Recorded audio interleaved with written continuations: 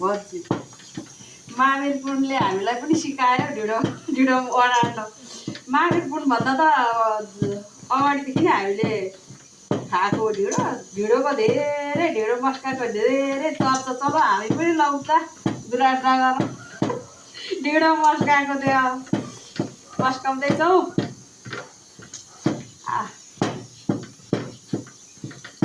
है साथी हो यसरी मस्काउनुपर्छ है ढिँडो आन्नु पनि भन्छ।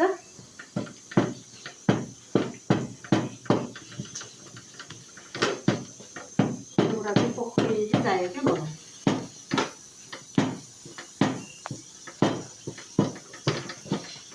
पोखरीले यसलाई ल्याउनुपर्छ अनि मात्रै ढिँडो बनाएको। यसले पक्रेर पुरै आफूपट्टि ताना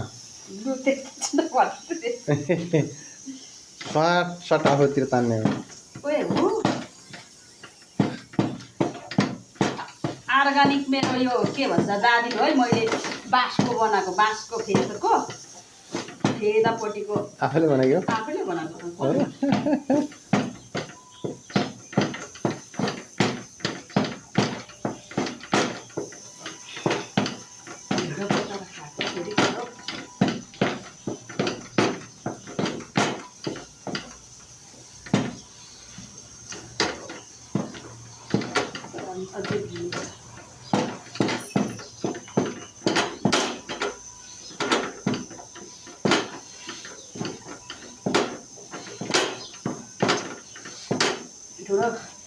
ढिँडो खाने भए साथी हो मसित सम्पर्क गरौँ। पिठो मस्त छ, कोदो मस्त छ, भोजपुरबाट आएको कोदो पिठो छ, कोदो छ।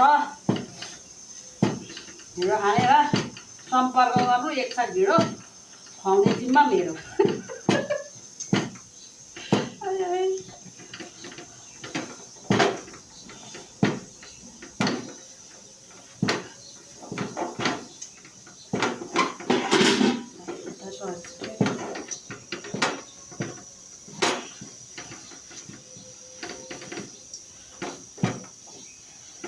चुलामा चाहिँ होइन के भन्छ आगोको चाहिँ 3 चुलामा चाहिँ मस्त हुन्छ क्या ढिँडो। माटोको चुलामा आगोमा पकाउनु पर्छ क्या।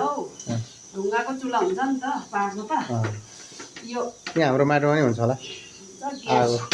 ग्यासमा चाहिँ त्यति राम्रो मस्काउनु हुँदैन क्या, यो पोल्टी जान्छ नि त। सजिलो हुँदैन आगोमा बनाउनुपर्छ। यस्तरी हो यो हो नि त यो क्या गिर्खा रहनु हुँदैन क्या केटीको। ढिँडोमा भित्ता माथि मजाले चलाउनु जानेर यो मस्काएन भने पिठोको गिर्खा रहन्छ। अनि त्यो पिठो हुन्छ क्या भित्र डल्लो डल्लो डल्लो परेको हुन्छ, भित्र गिर्खा हुन्छ।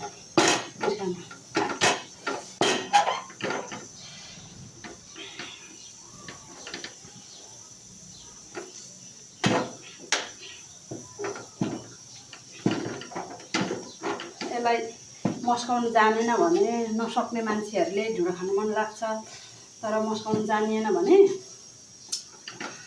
अब अलिकति यो पिठो पनि अलिकति हल्का खोस्रो हुनुपर्छ। अनि धेरै मसिनो पिठो हो भने चाहिँ अलिकति भात हाल्ने, पानी उमाल्दाखेरि अलिकति भात उमाल्ने होइन, अरे अलिकति पानी उमाल्दाखेरि अलिकति भात हाल्ने। अनि त्यसलाई उम्लिसके पछाडि पिठो हालेर मस्काउँदाखेरि त्यो रहँदैन क्या, गिर्खा रहँदैन, पिठो रहँदैन, सजिलो हुन्छ मस्काउनुलाई। नै भइदिनु उल्टी जान्छ त यस्तो हुन्छ।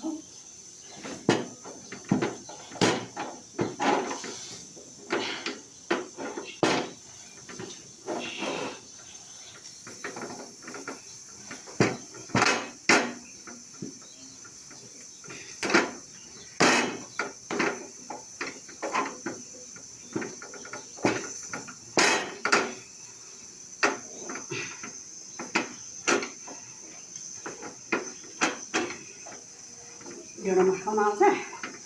ढिँडो मस्काउनु चुलो भएको होला है। होइन यो हो नि त तरिका त, नभए भित्र त गिर्खा पो हुन्छ त। यसलाई गरेर यस्तो मजाले म के गर्थेँ नि सजिलो खरिदिउने भए